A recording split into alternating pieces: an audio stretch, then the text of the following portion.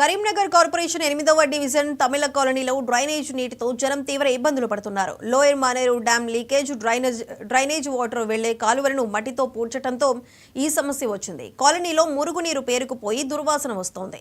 వారం రోజులుగా ఇళ్లలోని వృధా నీరు, సెప్టిక్ ట్యాంకులు, డ్రైనేజీలు నిండి మురుగునీటితో ఇబ్బందులు పడుతున్నామని కాలనీ వాసులు చెబుతున్నారు. నీరు వెళ్లేందుకు శాశ్వత పరిష్కారం చూపాలని వారు డిమాండ్ చేస్తున్నారు. అలనూరు శివారు గ్రామం మాది. ఆదర్శ్ నగర్ తమిళ కాలనీ. దీనికి ముందు గతంలో ఈ నీళ్లు మున్సిపల్ గడ్డ మీదకి వెళ్ళి మళ్ళీ ఎస్ఆర్ఎస్పీ సీపేజ్ వాటరు ఎప్పుడు రెగ్యులర్గా వస్తుండే. ఈ పంట పొలాలు ఉండేసరికి ఏం కాలేదు.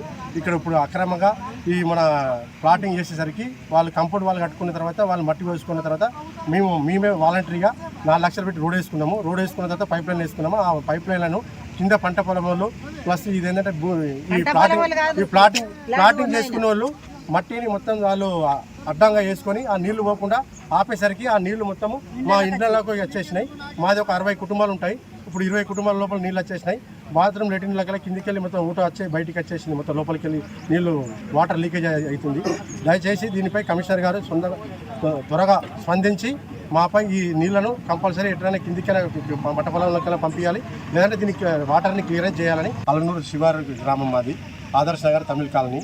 దీనికి ముందు గతంలో ఈ నీళ్లు మున్సిపల్ గడ్డ మీదకి వెళ్ళి మళ్ళీ ఎస్ఆర్ఎస్పీ సీపేజ్ వాటరు ఎప్పుడు రెగ్యులర్గా వస్తుండే. ఈ పంట పొలాలు ఉండేసరికి ఏం కాలేదు.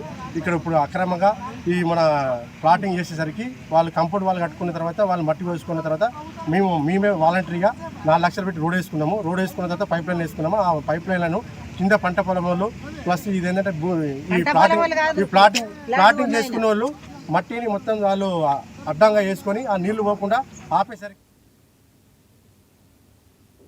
ఎన్టీఆర్ జిల్లా విస్సన్నపేటలో పీఎం సూర్యఘర్